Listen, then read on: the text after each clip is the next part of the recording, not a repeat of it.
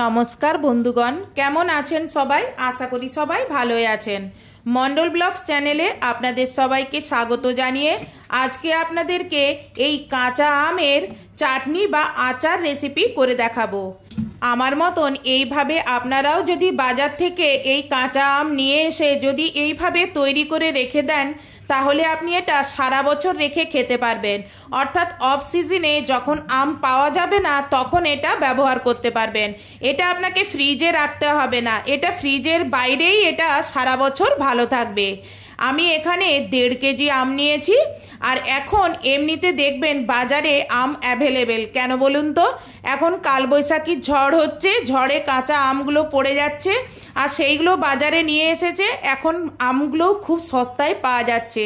আপনারাও যদি এইভাবে আমার মতন আম কিনে নিয়ে এসে আর আপনাদের যদি গাছে থাকে তো ভালোই, হ্যাঁ, তাই এইভাবে যদি আমার মতন আচারটা যদি তৈরি করে রাখেন, মিষ্টি আচারটা, তাহলে আপনারাও এইভাবে আমার মতন সারা বছর রেখে খেতে পারবেন।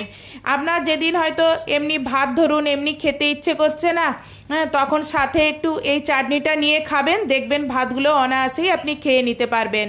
ধরুন আপনি বিকেলে ঘুম থেকে উঠলেন, আপনার কিছু খেতে মন করছে, তখন আপনি এই আচারটা, এই মিষ্টি আচারটা নিয়ে এক বাটি খাবেন, দেখবেন আপনার খুব ভালো লাগবে।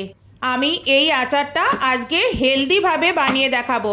অর্থাৎ আমি এখানে গুড় ব্যবহার করব। যাদের সুগার আছে, সুগারের জন্য চিনি খেতে পারে না, তারাও এটা খেতে পারবে, এতে শরীর খারাপ করবে না।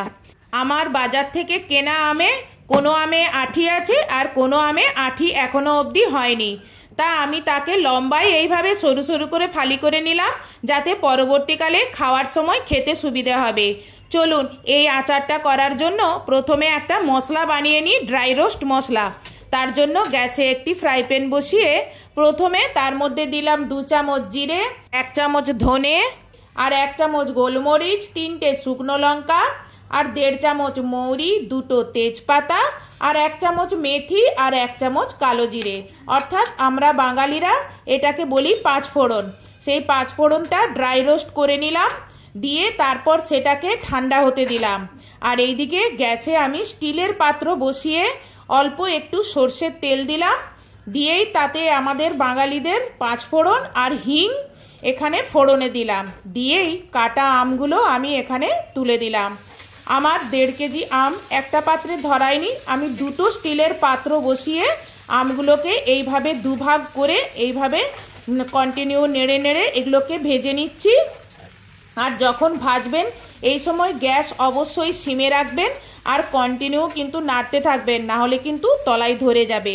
এবার অল্প করে দুটোতেই একটু করে হলুদ দিলাম, আর অল্প করেই দুটোতে আমি শুকনো লঙ্কা গুঁড়ো দেব। এটাতে একটু দিলাম আর ওটাতে একটু দিলাম, হালকা করে একটু ঝাল ঝাল হবে। আর দেব দুটোতেই অল্প করে, মানে 1 চামচ করে ধরুন, দুটোতেই দিলাম নুন। এতে আমগুলো জোরে গিয়ে কমে যাবে আর আমের টক ভাবটাও কমে যাবে। আপনারা যখন আমের আচার বানাবেন তখন স্টিলের পাত্র ব্যবহার করবেন। অ্যালুমিনিয়াম পাত্রে অথবা লোহার পাত্রে আমের টকে কীরকম যেন একটু হয়ে যায় বাসন কোসন, সেই জন্য আমি এখানে স্টিলের পাত্র ব্যবহার করেছি। আর একটু পরেই দেখবেন এই নুন দিয়ে নাড়তে নাড়তে আমগুলো থেকে কত জল বেরোবে আর আমগুলো জোরে কীরকম কমেও যাবে। গ্যাস কিন্তু অবশ্যই সিমে রাখবেন, সিমে রেখেই নাড়তে থাকবেন। এদিকে মশলাটা ঠান্ডা হয়ে গেছে, এটা গ্রাইন্ডারে নিয়ে নিলাম। আর রোস্ট করা তেজপাতাটা হাতে করে ছোট করে টুকরো করে দিয়ে দিলাম, তাহলে এটা গ্রাইন্ডারে পেস্ট হতে সুবিধা হবে। দেখুন কত সুন্দর ফাইন পেস্ট হয়েছে, এটা কিন্তু আর মুখে লাগবে না। এবার আমি 800 গ্রাম গুড় নিয়েছি আমার 1.5 কেজি আমের জন্য, কারণ আমার আমে একদম আঠিও ছিল না আর টকও সেরকম ছিল না। আপনাদের আমে যদি টক থাকে তাহলে হিসাব অনুযায়ী 1 কেজি আমে 750 গুড় নেবেন। সেই 750 গুড় নিলে আপনার যে আচার তৈরি হবে সেটা আপনার প্রিজারভেটিভের মতনও কাজ করবে। অর্থাৎ এটা আপনি সারা বছর রেখে খেতে পারবেন, কোনোদিনও নষ্টও হবে না। এই মাপটা যদি ঠিকঠাক রাখেন।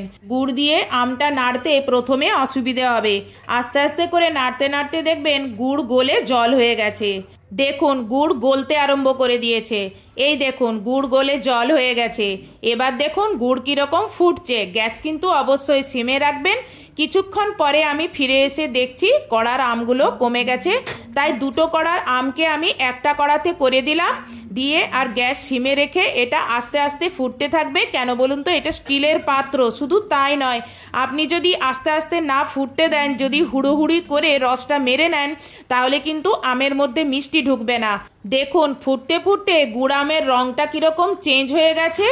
এবার আস্তে আস্তে করে এখানে আমি নাড়তে থাকবো, না হলে কিন্তু তলায় ধরে যাবে, কারণ এখন রসটা কমে গেছে। এই সময় কিন্তু গ্যাস থেকে একদম সরে যাবেন না। দেখুন এবার গুড়ামের রঙটা কীরকম কালো কালো হয়ে গেছে। এবার এটা আমি গ্যাস থেকে নামিয়ে নেব। তাই এখানে আমি গ্যাসটা বন্ধ করে যে রোস্ট করা মশলাটা তৈরি করে রেখেছি আগে, সেই মশলাটা এবার আমি এখানে ওপর থেকে ছড়িয়ে দেব আর এটা ভালো করে মিশিয়ে নেব। আপনারা আপনাদের পরিমাণ মতন মশলাটা দেখে শুনে একটু ছড়িয়ে দেবেন। ছোট চামচে 2 চামচ পাহাড় করে মশলা মিশিয়ে নিয়ে এবার এটা নামিয়ে নিয়ে কাচের পাত্রে ভরে নেব। কাচের পাত্রে আচার বেশি দিন ভালো থাকে। এই কাচের পাত্রগুলো আগে থেকে ধুয়ে পরিষ্কার করে রোদে শুকনো করে রেখেছিলাম। আর এটা গরম অবস্থাতে ভরে নিলে পাত্রের ভেতরে যদি কোনো জীবাণু থেকে থাকে সেইগুলো তাহলে মরে যাবে। 1.5 কেজি আমের আচার, একটা 600 গ্রাম শিশি আর একটা 100 গ্রাম শিশি ভরেও আমার ফাঁকা হয়ে গেছে। এই দেখুন আমের আচারটা আমার কত সুন্দর হয়েছে, দেখতেও যেমন সুন্দর হয়েছে, খেতেও তেমনি অপূর্ব হয়েছিল রোস্টেড মশলাটা দেওয়ার কারণে। আপনারাও একবার এভাবে বানিয়ে খেয়ে দেখুন, কি দারুণ খেতে। আজকের মতন এখানেই ভিডিওটা শেষ করলাম। বাই।